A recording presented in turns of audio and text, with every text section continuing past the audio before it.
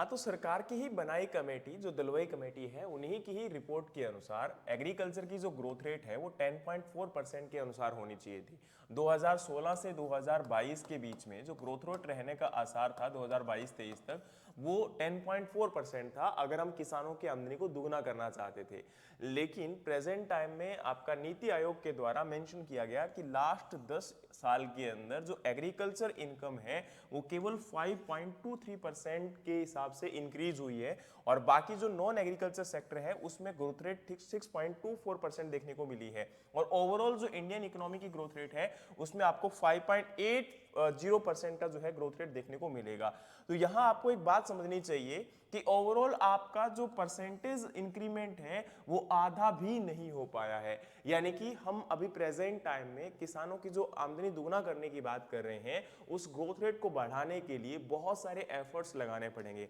2023-24 के अंदर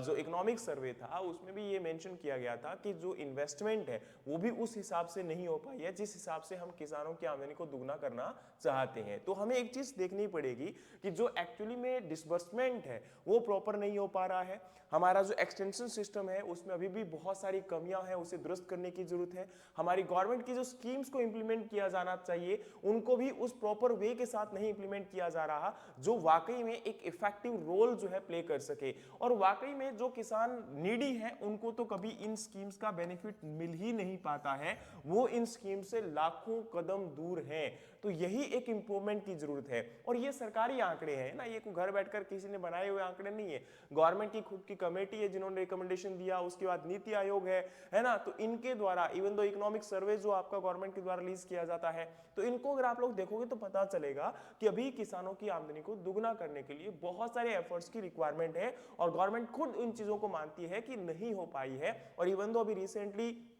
सरकार से लोकसभा के अंदर भी पूछा गया था तो उस समय भी उन्होंने कहा था कि हमारा मेन टारगेट था कि हम सरकार जो राज्य सरकारें हैं उनकी सहायता कर सकें, लेकिन इसमें हमारा कोई डायरेक्ट रोल कभी भी नहीं हो सकता है किसानों की आमदनी को दुगना करने के लिए। तो ये फैक्ट्स आपको पता